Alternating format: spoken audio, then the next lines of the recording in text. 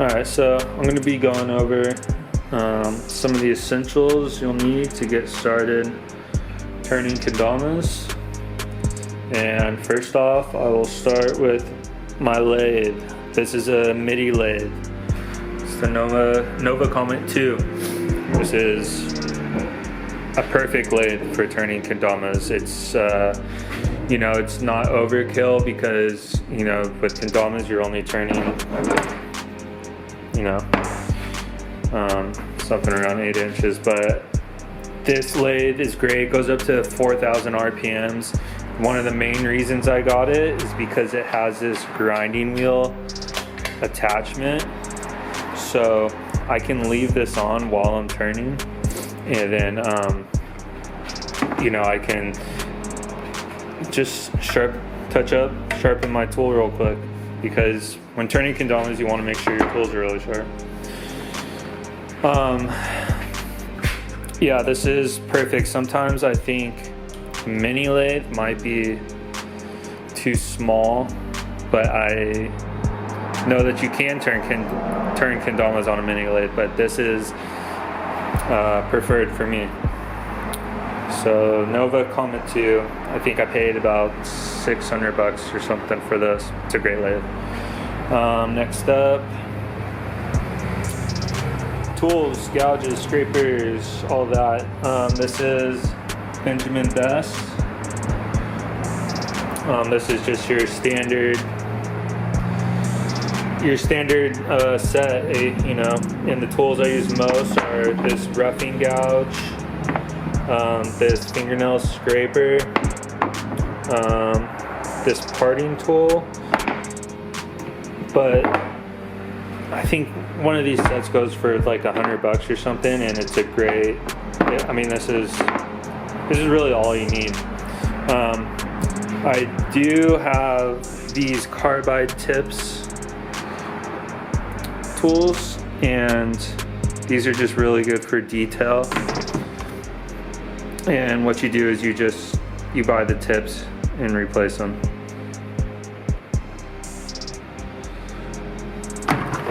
This one. So lathe tools, and as far as lathe accessories, and this will come with a lathe, your dead center. This is how you're gonna start off rounding out your kendamas. You find the center, you hammer this thing in there, and then you set it up between centers. This is your dead center, this is your live center. Pretty much every lathe will come with those two things. They also come with faceplates, but turning kendamas I don't use faceplates at all.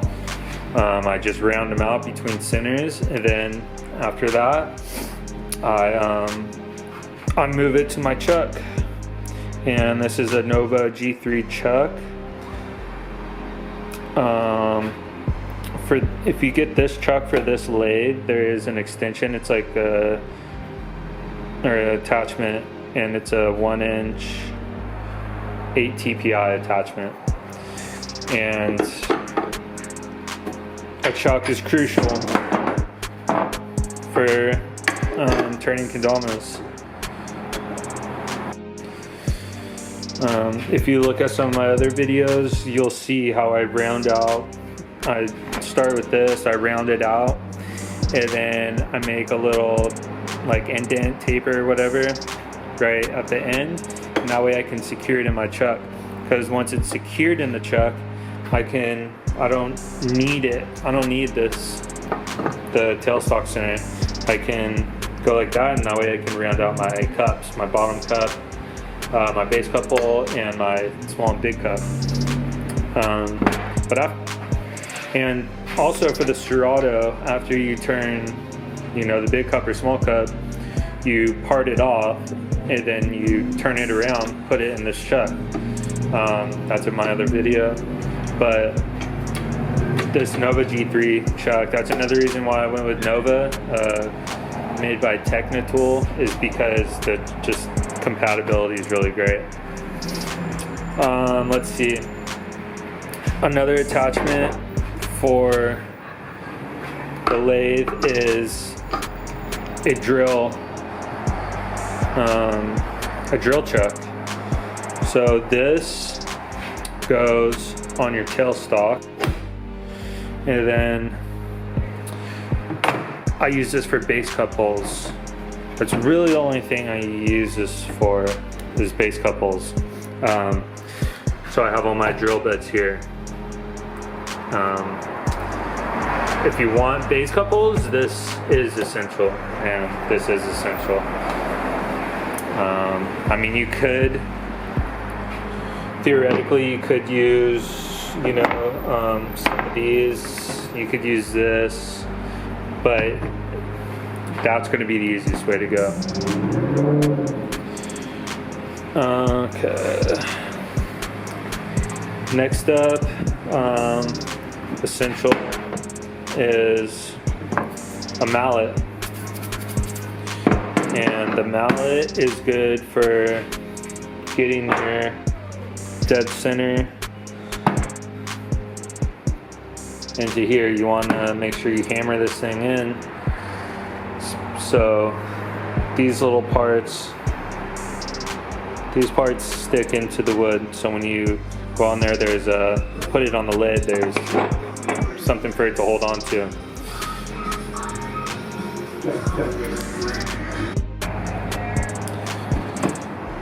There's that. Next thing you'll need is a right angle. And I use this right angle to find my center. So what I'll do is I'll line that up, make a pencil mark, my center will be there.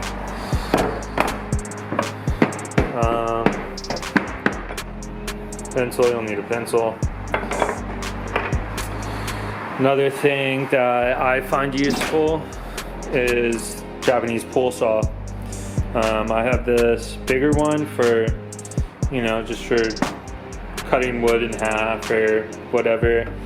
And also I have a smaller one for, like, say, my sword. When I'm done with my sword, this is how I part it off. You can use a parting tool. There's a couple ways to do that, but I find that this pull saw, it comes in handy. Okay, next up, eyeglasses. Especially when you're rounding your wood out with a roughing gouge, a lot of sawdust can come up and hit you in the eye. I've had wood chips stuck in my eye hundreds of times. It's not fun. So you want to have some eyeglasses, some eye protection. Also, a mask. I use this respiratory mask. It works really well. These filters, they last a while. You can, once you get the mask, you can just replace these filters. But this is the type of respiratory mask I like to use because there's a lot of dust flying around. You don't want to be breathing all that in.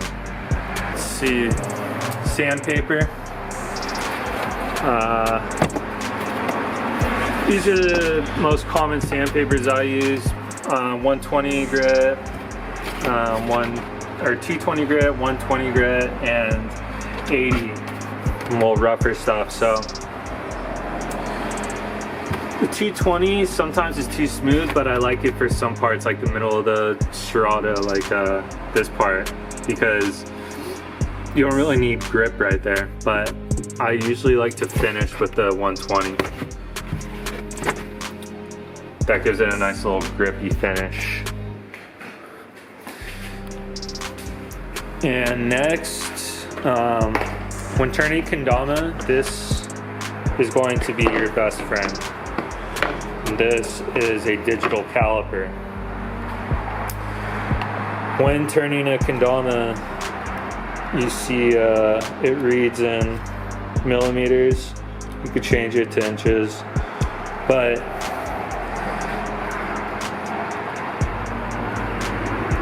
this is going to be crucial in replicating any shape that you want. You can always just mess around and find what feels good, but once you find a shape that you like, like this. Beautiful shape. I know what all these dimensions are. So I know what the ring stall is. I mean, I made so many of these, I just know, but while I'm turning it, I'm constantly using this and, you know, just checking, you know, am I there yet? You know, say if I need to,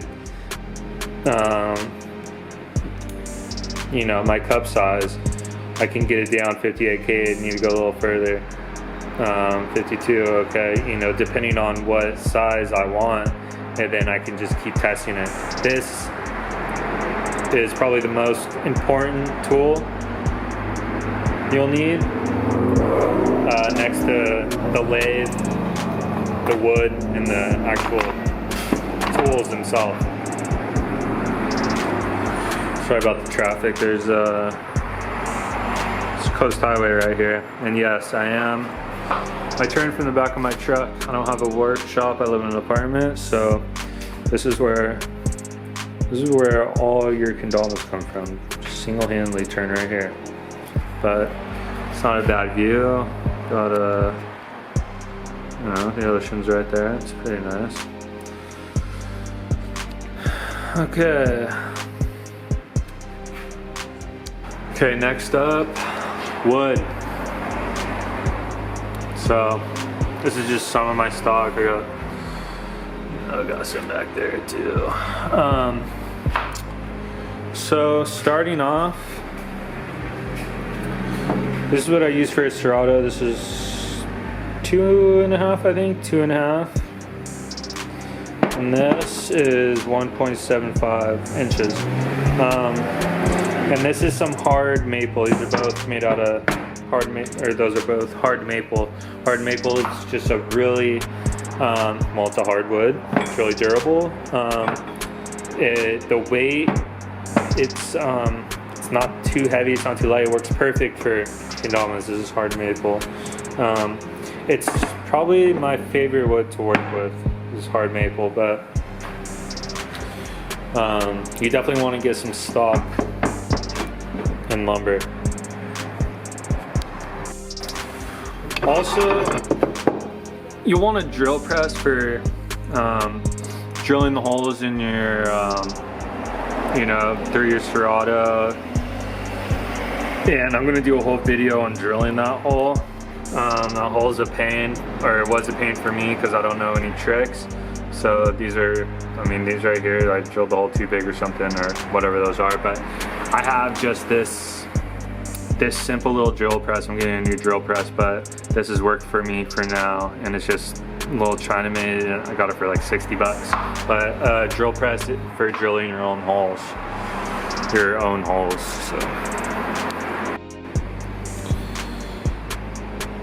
So that's gonna be it. Let me know in the comments if you think I missed anything, but we'll just go over it again. You got your lathe, got your gouges, scrapers and such, you got your material, digital caliper, can't forget her, you know, some more tools, a right angle, a Japanese pull saw. You want a grinding wheel to sharpen your tools. Very crucial to keep your tools sharp. And you'll need a chuck for your lathe. And the mass.